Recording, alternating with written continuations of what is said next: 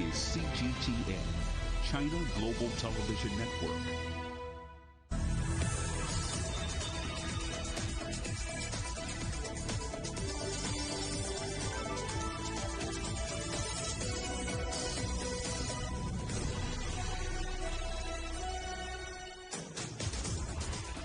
Hello and welcome to Global Business Europe, live from CGTN in London. I'm Juliet Mann. And I'm Robin Dwyer. Our top stories. The president of Belarus speaks out for the first time about the forced landing of a passenger plane and says the West is trying to destabilise the country. The EU takes on AstraZeneca in court after accusing the drugs maker of breaching a supply contract for COVID-19 vaccines. Boris Johnson's former chief advisor slams his handling of the COVID pandemic, saying thousands of Britons died needlessly because of government failures.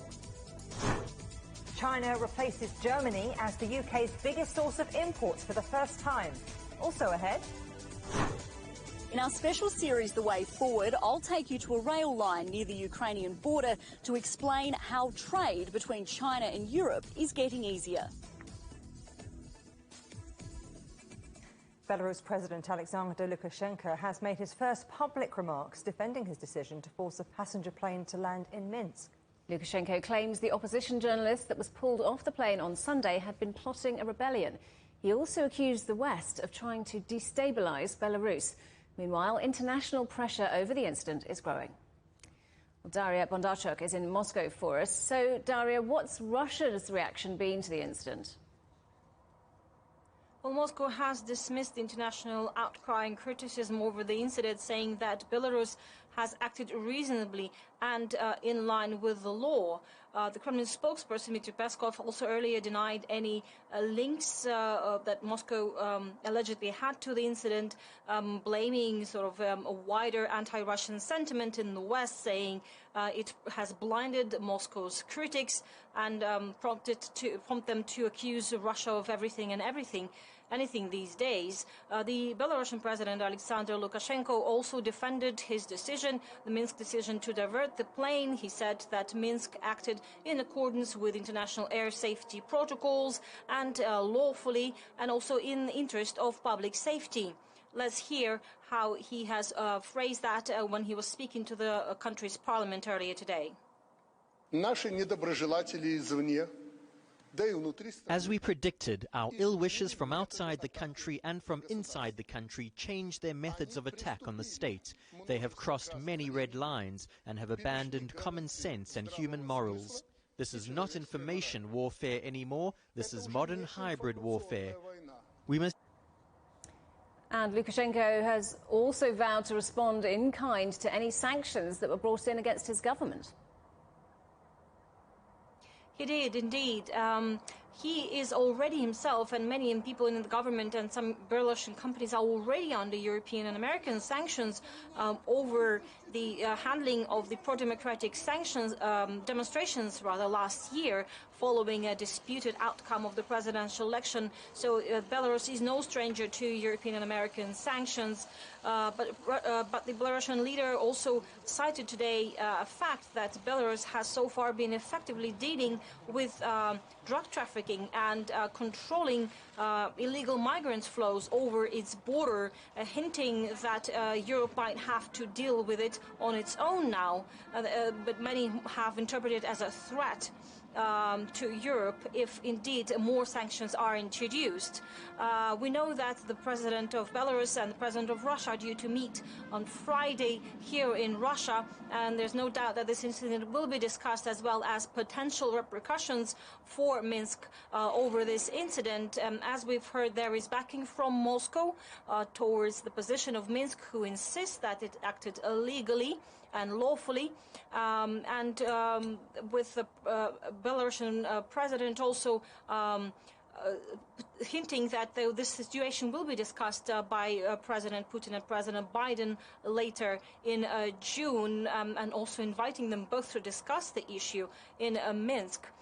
We will also have to watch for the word that will come from the International Civil Aviation Organization, who is set to hold an urgent meeting on tomorrow to discuss this incident. It's not clear whether there will be a full suspension of flights over Belarus. We've seen the airspace of Belarus being getting emptier and emptier today, as more European and international companies are rerouting their regular flights to avoid airspace of Belarus, and there could be, of course, damage to the Belarusian economy, and as it covers any sort of flights transiting its airspace. But there could be a limited number of sanctions that the EU and the US could in fact implement. As I mentioned, Belarus is already under sanctions, and putting more stricter limitations on the Belarusian government, the authorities, and people linked to this so-called hijacking of the Ryanair plane could possibly, some analysts say, push Minsk closer towards Moscow, and that raises questions whether this is indeed a scenario that the EU and the US would want to entertain. So we will have to hear what sort of statements will come from, and hear what statements will come from the meeting between the Russian and the presidential Belarusian leaders as they meet on Friday in Russia, and of course for further statements and details that might come from reaction from the European Union and the United States leaders in coming hours or days. Daria Bondarchuk in Moscow, thank you.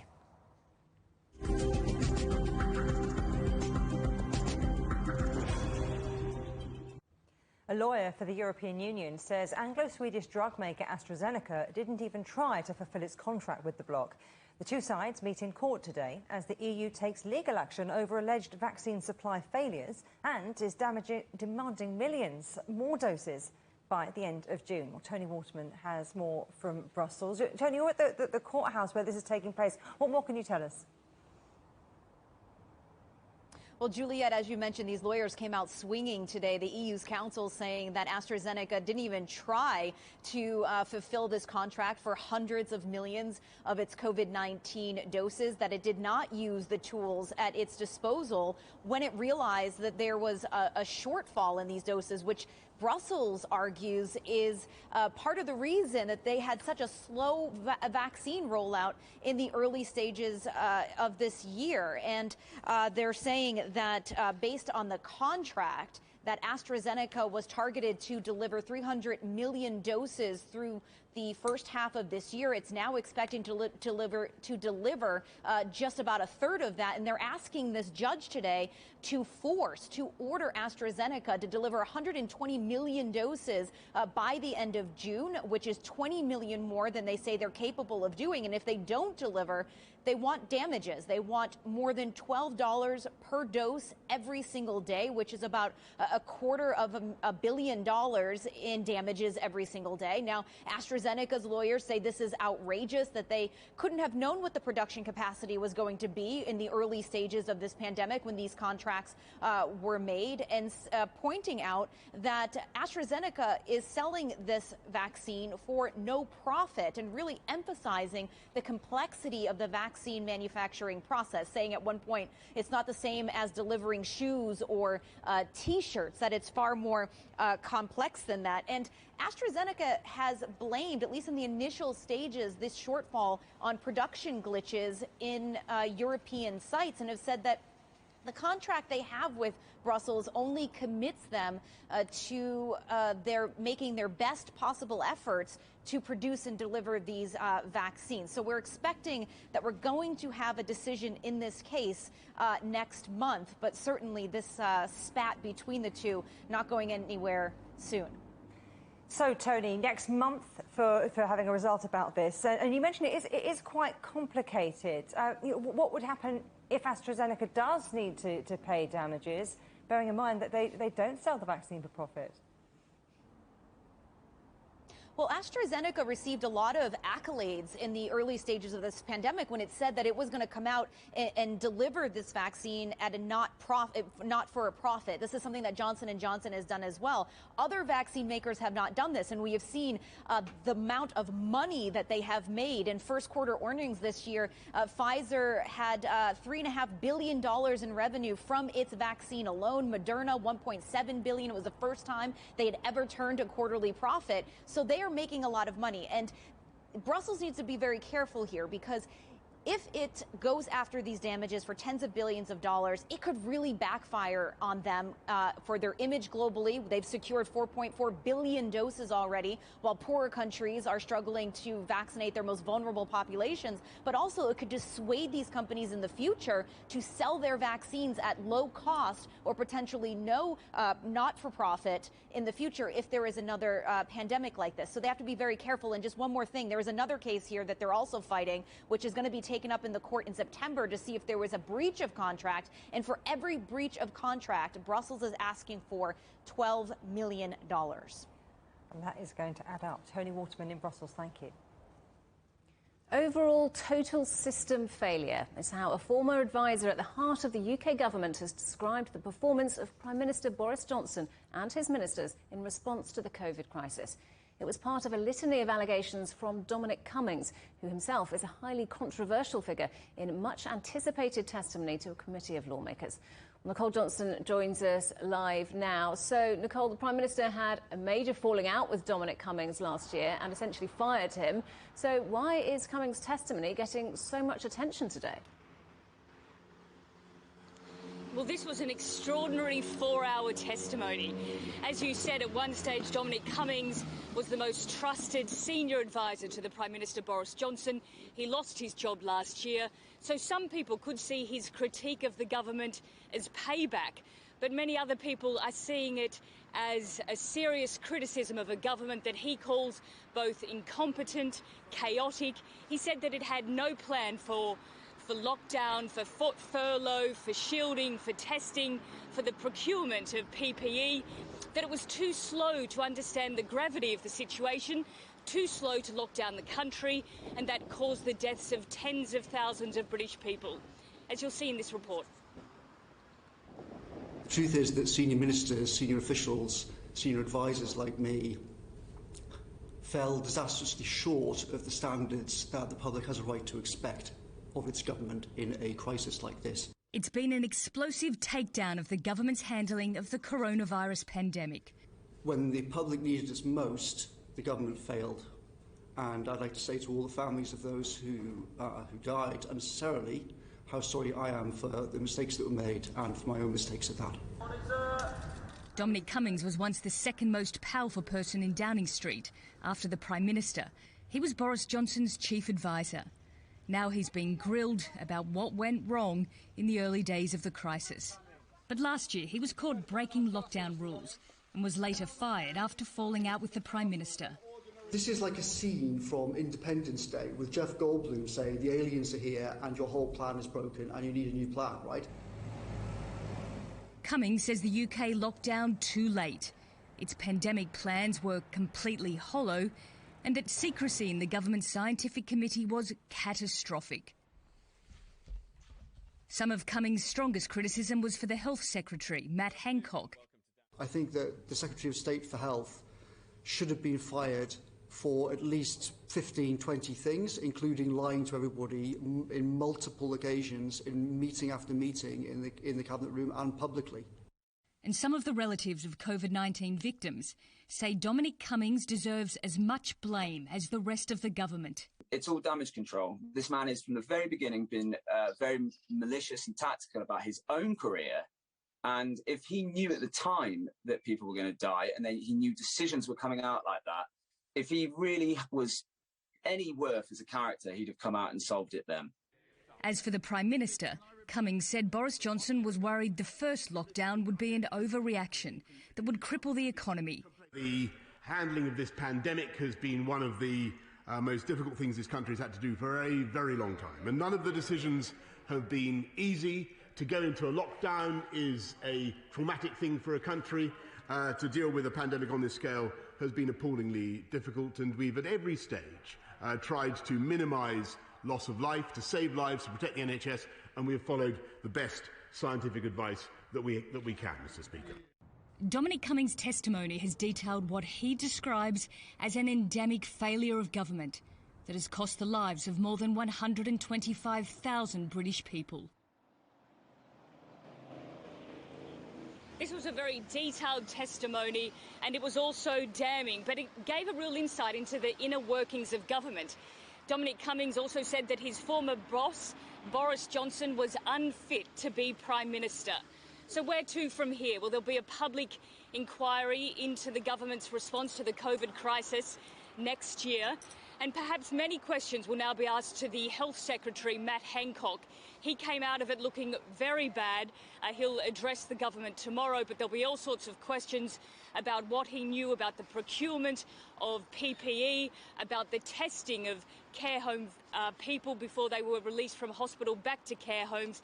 But he's certainly going to have a lot of serious questions to answer, given that he's been accused of lying to the British government and to the public. Well, we'll be keeping an eye on that, no doubt. Nicole Johnston, many thanks. Australia is warning the next 24 hours will be critical in limiting the spread of COVID-19 in the state of Victoria. The state recorded its biggest single-day rise in 7 months on Wednesday, with 6 cases reported. Over 300 people who had close contact with the group have been traced. However, authorities are warning a return to restrictions may be necessary. The cluster has been traced back to a traveller infected with the highly transmissible variant first found in India. Still to come on the programme, China hits back as the US Congress announces sweeping plans to cut the influence of Chinese firms abroad.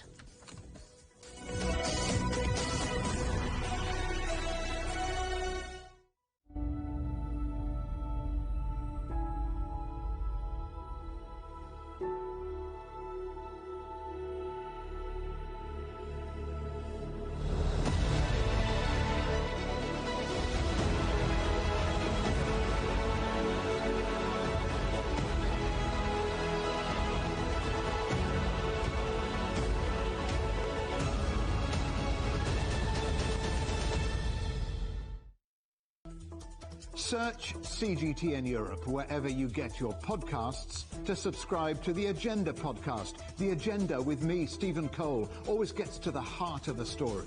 Just subscribe today and listen now. Covering the world from 4 continents. A new horizon. Teams in Beijing, Washington, D.C., Nairobi, and London. Who connect, interact, and inquire to bring you the stories that matter to all. The Link, only on CGTN. Facing the unknown is always difficult. In a world in turmoil, it's easy to lose orientation. But when the storms come, we have to see the possibilities. Reinvent. Find new opportunities. Discover a path forward. CGTN. See the difference.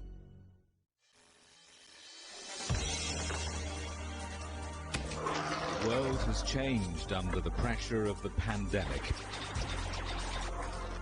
For many of us, life is returning to some kind of normal.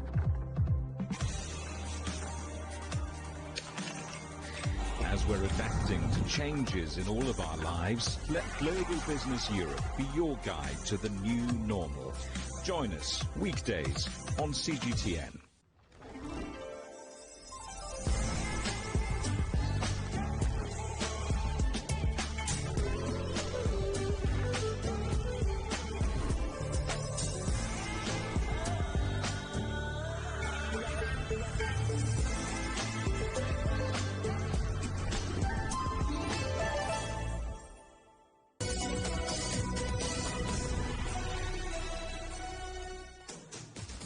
Welcome back to Global Business Europe, live from London.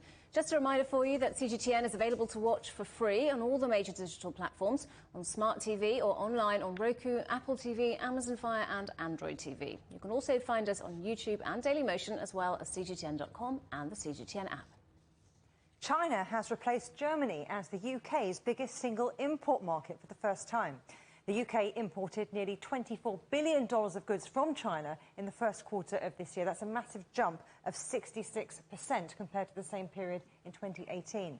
Now, imports from Germany plummeted 26% over the same period. That's down around $18 billion. The EU remains the UK's biggest single trading partner, but the total amount of trade with the EU countries tumbled 23%.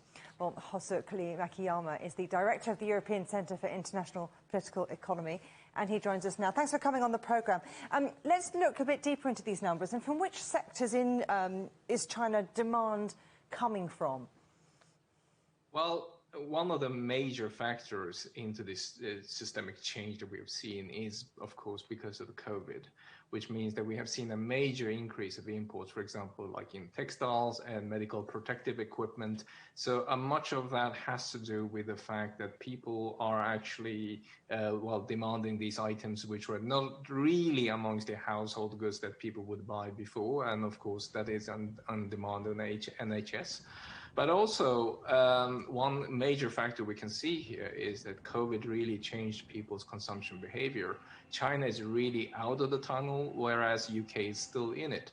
That basically means that basic items, for example, normal household consumer goods, for example, clothing, etc., is still going to be in demand, while major capital purchases, for example, like cars and other things, will be postponed.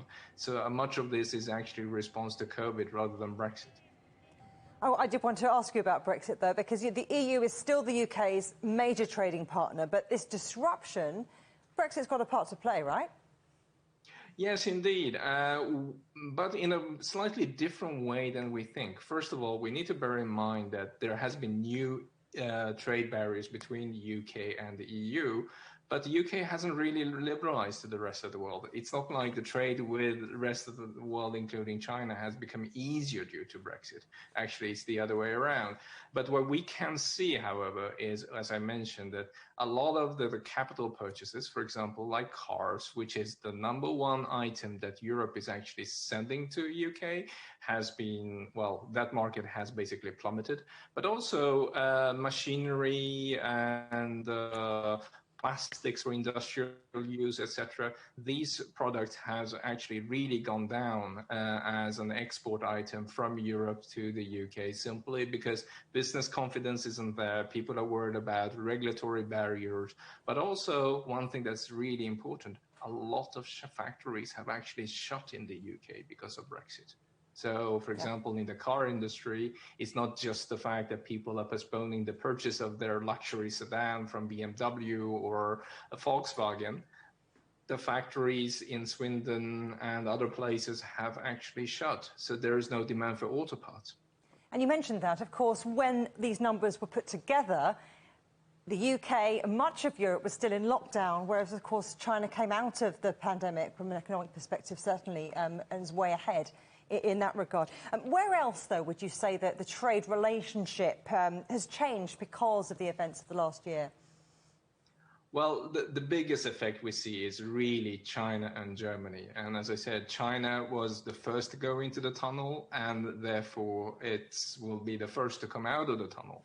And we see a lot of business confidence moving into China, and actually, because the confidence is restored and the consumer demand is back in China and the supply chains are back online. So we see a lot of secondary supply chains being built up by Western companies, not just the UK, but also EU and other parts of the world is actually increasing their dependency on the Chinese market for a number of reasons right now.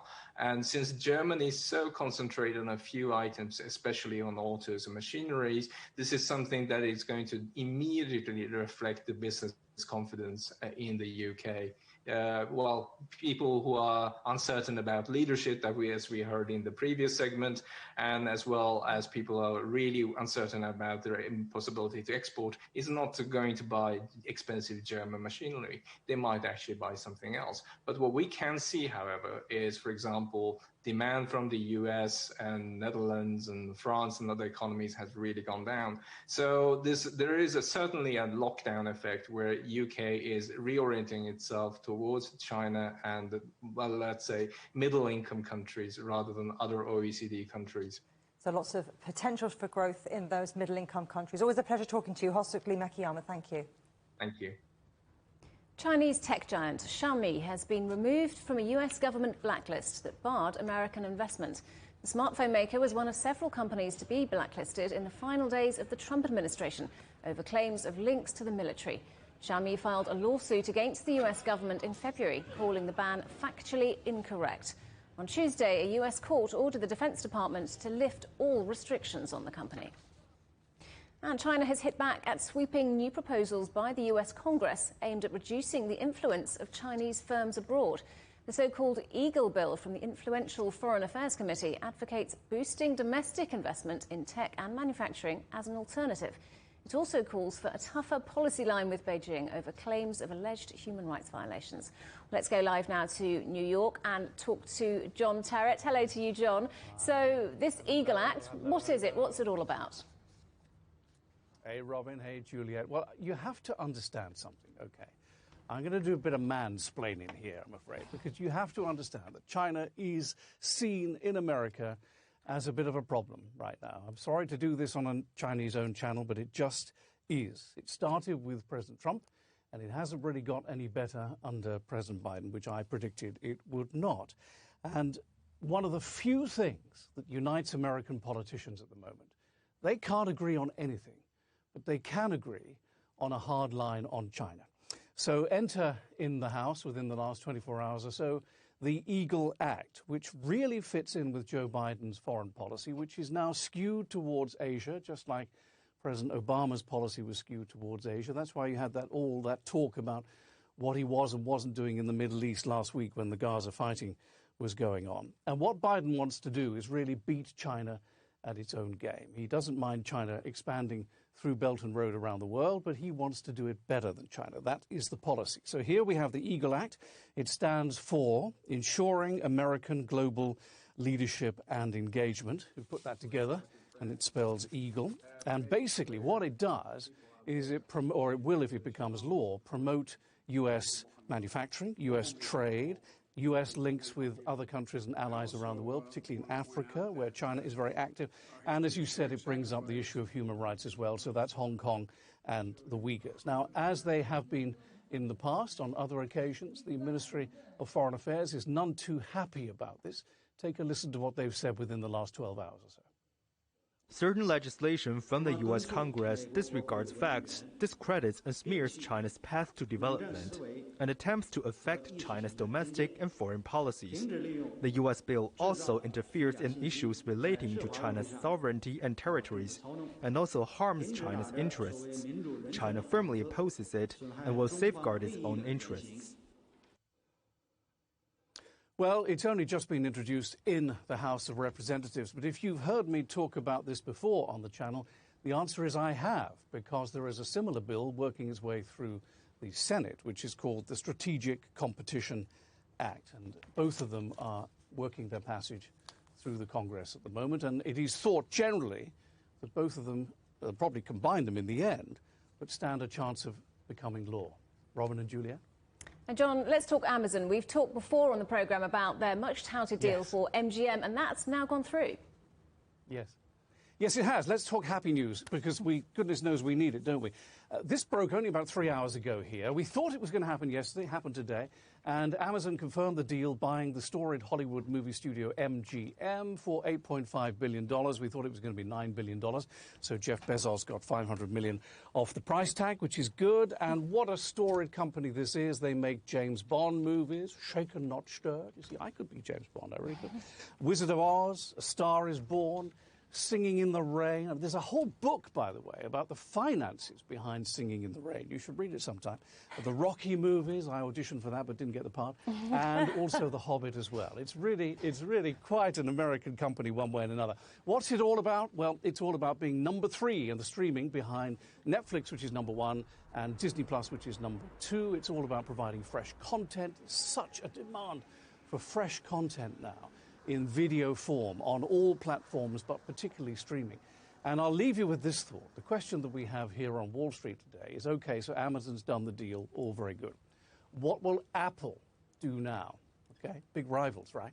Apple is sitting on so much money they don't know what to do with it. We know they've spoken to CBS Viacom. We know they had talks with Discovery a long time ago. And I'll just leave you with this thought, Robin. What was the story we did together last week? AT&T, the telephone company, selling Time Warner, including CNN, to a new little separate company with the Discovery people. Well, what if Apple were to buy that? That's what we're talking about here right now. Back to you. Lots going on in media land then, but a happy ending for Amazon this time. John Terrett, thanks very much. Amazon is pushing back against a lawsuit from Washington, D.C. The retailer says its policies are designed to keep prices low for customers. The D.C. Attorney General says the company is abusing its position as a dominant player. Amazon chairs appear to be shrugging off any concerns about the legal case. The UK government says it will unveil tougher rules for companies making their stock market debut in London. The Treasury says companies will be blocked if they're deemed a national security threat. Britain's financial regulator has claimed Brexit will allow it to make London a more attractive place for global investors. British retailer Marks & Spencer says it will close a further 30 stores over the next 10 years. That's after the company reported a $285 million annual loss to the end of March. But food sales increased. The 137-year-old retailer says it would concentrate more on food and online grocery sales, a growth area during lockdown, while clothes and home furnishings were badly hit. A Dutch court has ordered Royal Dutch Shell to cut its carbon emissions by 45% by 2030. Shell says it will appeal the ruling made by the Hague District Court. A landmark case was brought by climate activist groups. Energy companies are under increasing pressure to shift away from fossil fuels and increase investments in renewable energy. WhatsApp is suing the Indian government. The social messaging group says new government rules will force the company to break privacy protections. Several major US tech firms, including Google and Twitter, have clashed with the Indian Prime Minister over digital rules. China and Slovenia have vowed to coordinate economic strategies and boost cooperation in pharmaceuticals and infrastructure. Senior Chinese diplomat Yang Jiechi has met with the Slovenian president, who says his country is willing to help China and the EU improve relations when it takes over the bloc's rotating presidency in July. The visit comes as the Slovenian parliament is scheduled to vote on a law that would effectively ban Huawei from its 5G network. CGTN's Alyosha Milenkovic reports. Politburo member Yang Jiechi met the Slovenian president Borut Pahor in Ljubljana. Not much detail so far, but telecoms giant Huawei is thought to have been high up on the agenda. Last July, Slovenia prevented Huawei from participating in its 5G network development. The Slovenian parliament is scheduled to vote very soon on a law that would effectively ban Huawei from the 5G networks here. It is a bill that's likely to pass, say analysts. Yang Jiechi also met the Slovenian defense minister Matej Tonin. The two countries have collaborated on military training in recent years. After Ljubljana, Yang Jiechi continues his tour of this part of Europe with the next stop, the Croatian capital, Zagreb. Alyosha Milenkovic, CGTN, Ljubljana. You're watching Global Business Europe, and we'll have more on the developing ties between China and the countries of Central and Eastern Europe later in the programme as our Way Forward series continues.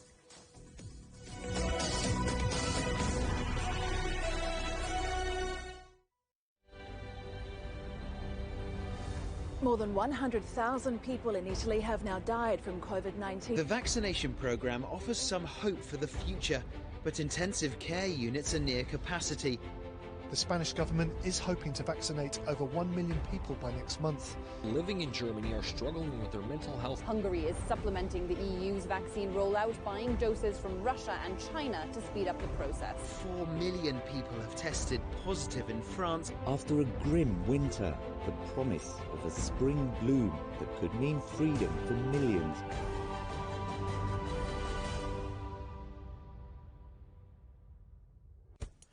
On the agenda with me, Stephen Cole, we look up into space.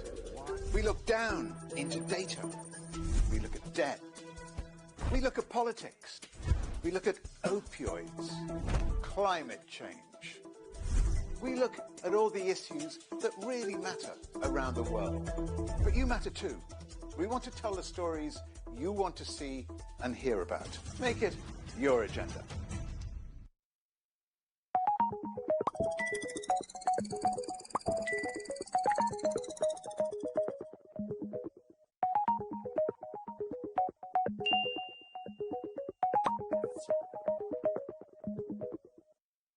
Roger, clear. We can try out the wild and crazy ideas. Nothing can stop an idea whose time is coming. This idea is coming. I actually feel quite comfortable in isolation.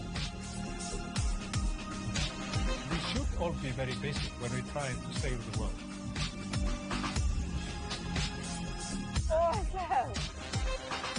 We hope it will happen. We have to live it out. The agreement is signed. But what is the real deal now the UK has left the EU? For trade, for business, for the city, for ordinary people. Make sense of Brexit with CGTN.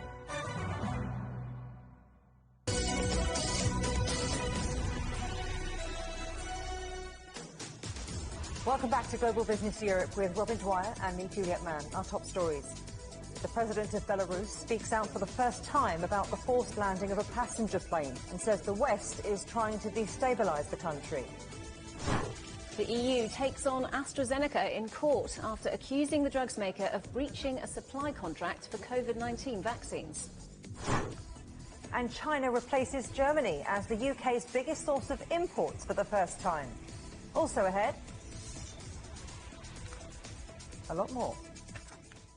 Now, the US Secretary of State is winding up his tour of the Middle East. Antony Blinken was dispatched by the White House just days after Egypt brokered a ceasefire between Israel and Palestine. Adel El-Marouki reports from Cairo. U.S. Secretary of State Antony Blinken wraps his Middle East tour with 2 few-hour stops in Egypt and Jordan. His trip to Cairo was cut shorter than planned after a meeting with Egyptian Foreign Minister Sameh Shoukry was cancelled. Blinken only held a meeting with President Abdel Fattah el-Sisi to discuss the Palestinian crisis.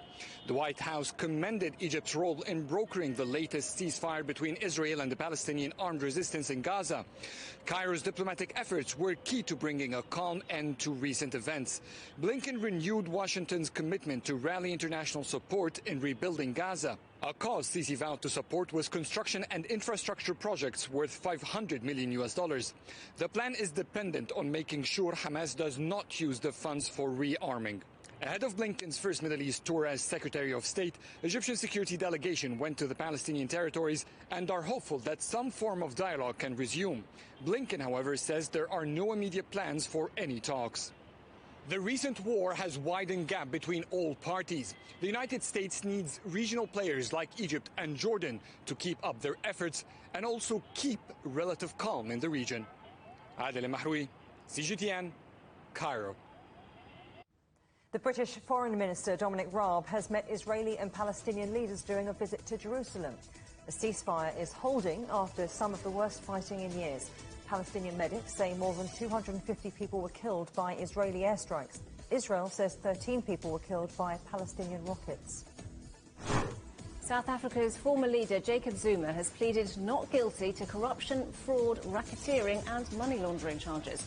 He was in court to answer allegations surrounding a $2 billion arms deal when he was deputy president. He says the charges are a witch hunt by a faction from the ruling African National Congress Party. Zuma also faces a separate inquiry into claims he accepted $30,000 a year from a French company while president. Former US President Donald Trump is due to respond to a lawsuit brought by the Homeland Security Committee. It accuses him of inciting the violent disorder at the US Capitol.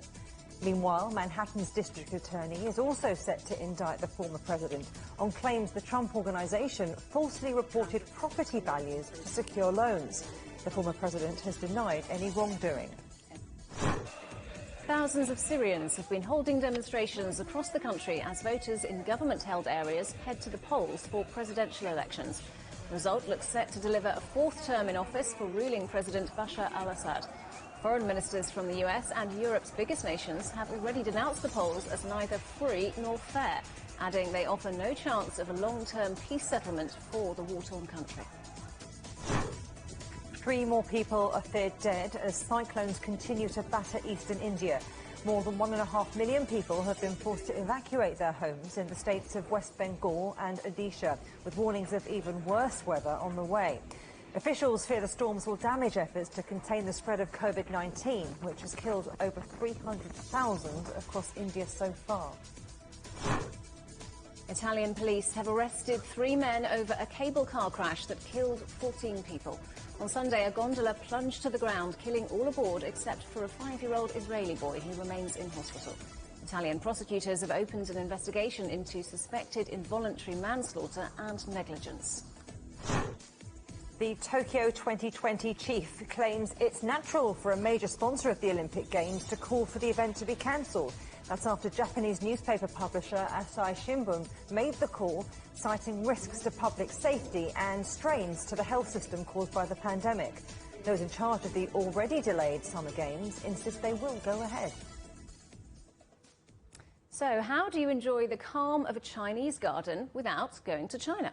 The answer is go to Manchester in the UK and explore one of Europe's largest gardening projects, which has just opened its doors. Benji Hire went to take a look. Just a handful of the 32,000 plant species which originated from China make up this classical Chinese water garden in the Royal Horticultural Society's Bridgewater estate. It's only in its early stages. The first seeds have been sown, more gifts from China are expected to come. But already, rocks, bridges, acers, pines all line the snaking path up to the peak, attracting hundreds of people. The idea of an oriental garden was planted years ago. With the help of the British-Chinese community and businessman Dr. Li Kai-hung, chair of the Chinese Streamside Garden Founding Committee, it's now blossomed into this 7-acre stylised recreation of nature. You can see a bit of China in a woodland, in a British woodland setting. I mean, that's amazing, isn't it? And of course, there is this cascading water. There is the peacefulness. There's birds singing. I think, how good is that after COVID? Experts were supposed to come from China and share their knowledge to help build this garden as a joint effort. The pandemic, though, scuppered plans. The team here has had to design and achieve the project themselves, liaising daily with China by sending photos and following instructions remotely. You can still achieve this whilst you've got Chinese-speaking designers on the other side of the world, that you can still manage to create something that's quite special. And it's what's really nice is hearing people saying that it feels like they've got a little slice of China when they walk through the garden. And so it makes you feel like, yeah, we have managed this. Despite distance and emails and everything, we have still managed to achieve it. When finished, this will be the first authentic Chinese garden in the UK. And whilst it's not yet fully complete, people have been flocking here all day. With coronavirus restrictions easing across the country and with the potential resumption of international travel, the hope is there'll be many more visitors in the coming months. Benji Hire, CGTN, Manchester. You're watching CGTN. Still ahead, trade picks up and trains slow down. As a surge in commerce creates congestion on rail lines, we visit a Hungarian town that may hold the key to keeping cargo flowing.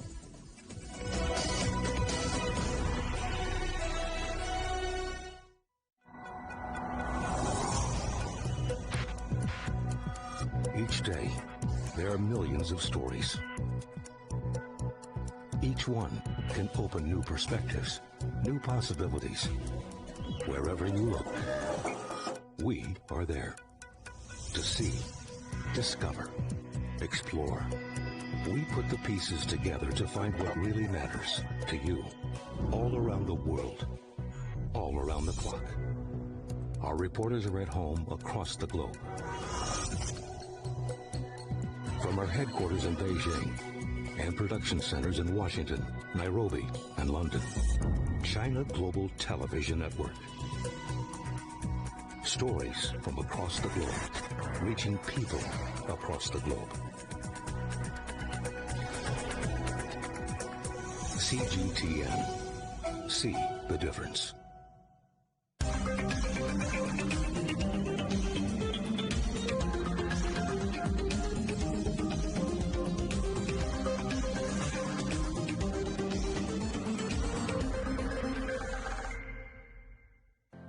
Mari, what would you say is a good question? Stephen, I'd say it's one where there's always more than one answer. The Answers Project is a new podcast series from CGTN Europe.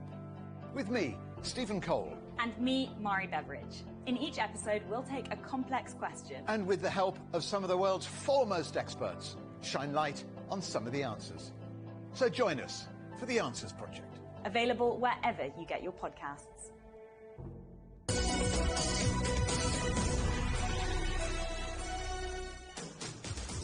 Welcome back. You're watching Global Business Europe live from London.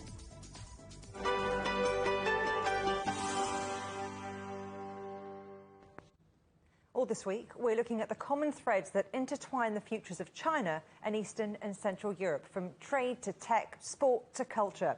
Today, we'll show you how the two regions are connected by a train system that stretches from Beijing to Budapest and beyond. Its scale is breathtaking. The China-Europe Railway connects 60 Chinese cities to 50 European ones, with routes stretching nearly 12,000 kilometres. When the network first opened a decade ago, just 17 trains rode its rails. Since then, the number has exploded. Last year, 12,000 trains made the journey between China and Europe, keeping cargo moving in the midst of a global pandemic. Trade between Asia and Europe is getting a boost. A pivotal rail connection in Hungary just took a major step toward being able to move more freight and play a key role in keeping goods flowing between the two continents. Well, Penelope Liersch visited the construction site today, and she joins me from Frenes-Liedtke. Good to see you, Penelope. So what's happening? Well, Juliet, we're here at the site for the East-West Gate project, which began construction in January earlier this year. It's due to be operational and handed over in 2022. Now, the development today was that the wide-gauge rail tracks here, which are the Russian-style older train tracks that carry freight trains from Asia through Russia and the Ukraine as well, were handed over to the developers to continue the next part of this project. What's unique about this area in Hungary near the Ukrainian border is it's the meeting point for those wide gauge tracks and the narrow gauge tracks, which are the European style. So it's the ideal place to be bringing freight into Europe and also unloading it and moving it to other areas as well. Now, this project itself, when finished, will boast a huge terminal. It's tipped to be the biggest of its kind on the continent, also the first in Europe to use green technology and its own 5G network in terms of power. That 5G network will run internal communications and operations, while solar and heat will be used to power the plant, and only electronic vehicles like e-tractors will be used in the terminal when it comes to moving those freight deliveries around and onto other trains. So it is quite a unique project, but when it comes to this area, it's not the only one. We've seen a huge amount of freight coming into Hungary via the Ukraine as a newer trade route and an alternative to the traditional route coming via Poland and Belarus. The amount of freight coming particularly from China has overwhelmed terminals there, which are at capacity. So operators are looking for new opportunities to bring trade in another way. So we've seen not only this project get underway, but also in nearby Zahon, that border town is building an industrial port which will cope with this extra freight and hopefully attract future investment from China. Let's take a look. On the border of Hungary and Ukraine, hundreds of kilometres from either country's capital, the industrial port of Zahon is making a big impact. Last year, it received 35 container trains from China. In the first few months of 2021, 15 have already come through, mainly carrying electronics and raw materials. Thanks to China's development, more goods arrive in Europe every year. This turnover is increasing, and we want to do our part after the development, ensuring access to the southern countries from Croatia to Spain. Zahon's location has made it an attractive stop on the route, allowing goods to be transported through Russia and Ukraine. The railway infrastructure has been here for decades. Now developers want to use digital technology to modernise the systems so containers can be unloaded and reloaded more quickly, increasing the handling capacity by 200%. The number of containers coming from China has caused congestion on the border of Poland and Belarus. It's hoped development here will create an alternative as freight increases. We are confident that the volume of containers arriving by rail from China will continue to increase as sea freight rates have risen significantly and the sea route has become longer. Container rail transport is a competitive alternative and capacity is available here in Záhony. The plans have the support of the Chinese and Hungarian governments and are financially backed by China. The development is waiting for the green light and would take around 2 years. Beyond increasing traffic, there are plans to build an industrial park where goods from the containers can be assembled. If the Chinese companies have a factory here and their products have the EU label, it opens a big market for them. The European market, United States market will all be available for them. It's hoped modernising the industrial port now will secure investment into the future and cement the border town's place as a transport hub. Penelope, you say that this is part of a suite of infrastructure projects, but how important would you say this rail network is for Hungary? Well, Juliet, it certainly appears to be becoming one of the most important trade routes into Hungary. As we said earlier, it's taking the pressure off the traditional trade route through Poland and Belarus. But the operators behind these developments also say it's a more direct route from China, particularly through the Ukraine into Hungary, and an excellent launching pad to then send goods on to other parts of southern and western Europe. So it's likely to continue to attract investment and cement itself even further as a prominent trade route in the future. Penelope Liersch, thank you very much. In Poland, a new rail line is under construction that will transform the region by connecting the Baltic states to the EU's fast-moving network. When it's finished, people and products will be ferried back and forth at speeds of up to 200 kilometres an hour. Alyosha Milenkovic reports.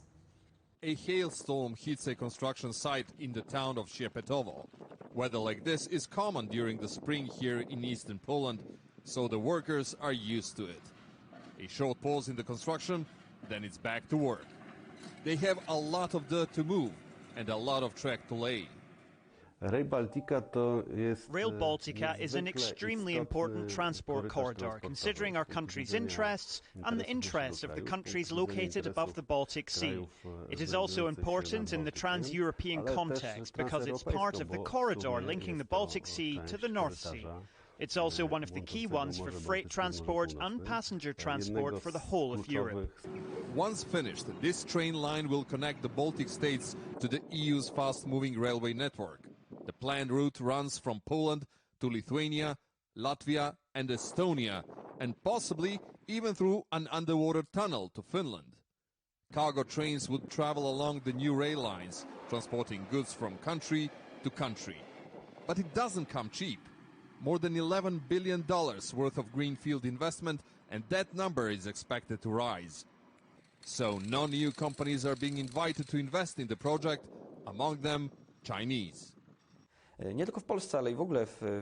More and more companies are tendering for contracts. They're also winning more of them. As a result, one of the sections of Rail Baltica is done by a Polish-Chinese consortium. That consortium is using the latest technology to forge ahead with this ambitious project, while working hard to minimize its impact on the environment. It will relieve traffic on local roads and make them safer. Above all, it will help to lower the environmental impact. The carbon footprint of the railway is lower than it would be for roads. The Rail Baltica is constructed in phases, with the Polish section expected to enter service in 2023. When it's finished, passengers will be able to travel this route at the speeds of 200 kilometers per hour, while cargo will move at up to 120 kilometers an hour. Alyosha Milenkovic, CGTN. Faster than cargo ships and cheaper than planes, the rail lines have become lifelines for importers and exporters alike, transforming the way goods move between the two continents. Well, in 2020, more than 12,000 freight trains made the journey between China and Europe, reaching 92 cities in 21 countries. The flow of freight between China and Europe boosted the volume of trade via trains to $50 billion last year. Well, those numbers are good news for freight transport companies like Czech-based Metrans. Earlier, I spoke to Martin Kubek, director of Metrans Silk Road, who told me business is booming. I've seen basically the big growth in the last year, 2020, in terms of Metrans, something like 114% higher than the previous year, 2019. Mostly the connection from China to Europe. And we have seen that the connection has been basically starting to the new destination, like to Eastern Europe, to our Metrans terminals in Czech, Slovakia, Hungary, and Austria. So the year 2020 was really positive, and it's still the same this year. So do you think that rail freight will ever overtake or replace air or sea freight? No, I don't think it will. It will replace. Basically, when we see the number of containers moving by other products like sea freight, it's basically almost impossible to substitute the rail freight with the sea freight. The volume, number of TEUs is huge. For one vessel, we need 400 trains. What about expansion? What are the challenges when it comes to rolling out rail freight even further? The challenges, I think, are the border crossings still, because we see that there are still difficulties when we transload the cargo, the containers from normal gauge in China to the wide gauge in Russian countries and back in Europe from the 1520 to 1435. And these borders are crowded quite a lot. So this needs to be improved. We see also that the transit countries are willing to invest the money into the hardware, wagons, locomotives, etc. We do the same as Metrans. We are happy to serve our clients with the best quality service, and basically we have to invest into the hardware, same like the others on the way. So there are definitely challenges. There are definitely possibilities for growth. But I believe it will come to the situation that everything will be, let's say, ready for the further growth, which was significant last year. Tomorrow on The Way Forward, from the home of sport to a place to call home, how Chinese investors transformed a Georgian Olympic village into a residential neighbourhood. To understand the full scale of the rail network linking China to Central and Eastern Europe, go to our website at europe.cgtn.com, where you'll find animated maps along with reports and interviews from across the region in our special series. The headlines again. The president of Belarus speaks out for the first time about the forced landing of a passenger plane and says the West is trying to destabilise the country. The EU takes on AstraZeneca in court after accusing the drugs maker of breaching a supply contract for COVID-19 vaccines. And China replaces Germany as the UK's biggest source of imports for the first time. Well, that's it for Global Business Europe. Thanks for watching.